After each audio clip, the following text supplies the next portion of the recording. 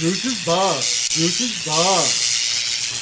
Brought to you by Black Eagle Analytics and Data. So, real question. Does nearly drowning stop seizures? We really believe it does here. Now, anyways, because Bella back there fell in the lake. She was during a seizure. It took her 8 seconds to fall down the hill. And, of course, I was kicked off my sandals, went running over there down the steep incline. The ropes are a nice addition. Anyways, by the time I got to her, maybe about 15 seconds after it started, she had already snapped out of it and was turned her head up and was breathing. Now, you know, I don't suggest throwing somebody in the pool or anything. Waterboarding, maybe. She suddenly became aware, snapped out of it, held her head out of the water, and survived even. I mean, I went ahead and pulled her up a little bit, but she survived the fall on her own, was able to breathe, and woke up. So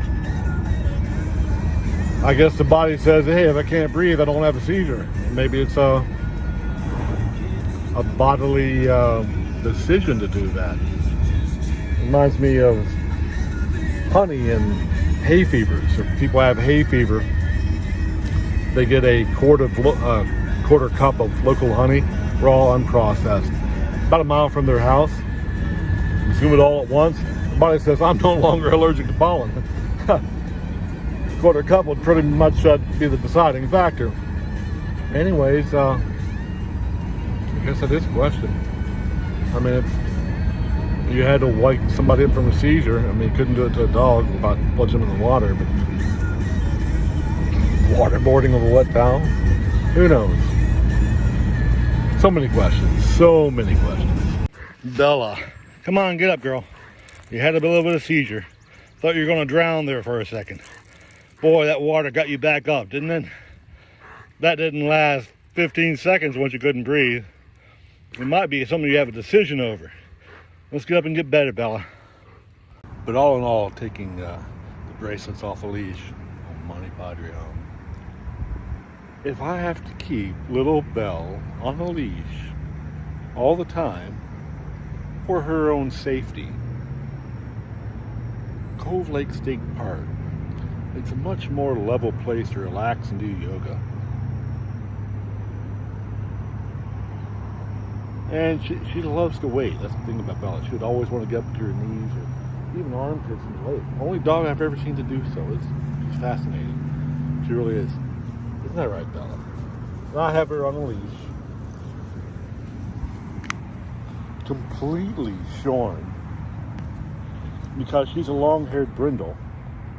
And, well, her typical 8-inch tresses, I took a clippers to. And I am by no means a groomer.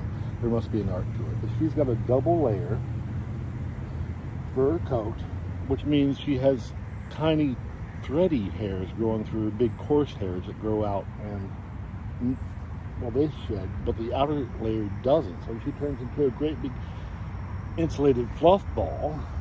Even hair comes from the bottom of her feet. She's inbred 3 generations. This is my example of inbreeding. She's Bella Bruce, and she's on phenobarbital for a dog. I know, it's just weird. That's the first thing they use to put them out. But what it does is slows her brain synapses. And you saw the after effects. I'll join all this up. You saw the after effects of the seizure, where she's just laying there going, ow, it feels like I've been poisoned by arsenic. Wait, let me move a limb. Except she's like this. So she's like, oh, falling and crap. She's trying to get her balance. I'm trying to get her some ninja training out here. So anyways, Bruce, Shane Bruce, Black Eagle Analytics and Data. She prefers the trails and the cement. So she walks in the cement as I walk on the grass, because I prefer grass. I'm not dog nor mouse, apparently. Single cyclic bachelor out here doing Darwin's follow-up, whatever. Anyways, have you seen the movie? Very funny. We're gonna walk a little bit more now that I've stretched out. So, Princess Buttercup is what I need to call her. She's just absolutely in charge about everything. See the way she nuzzled that buttercup? I'd have been pressed to massage it better.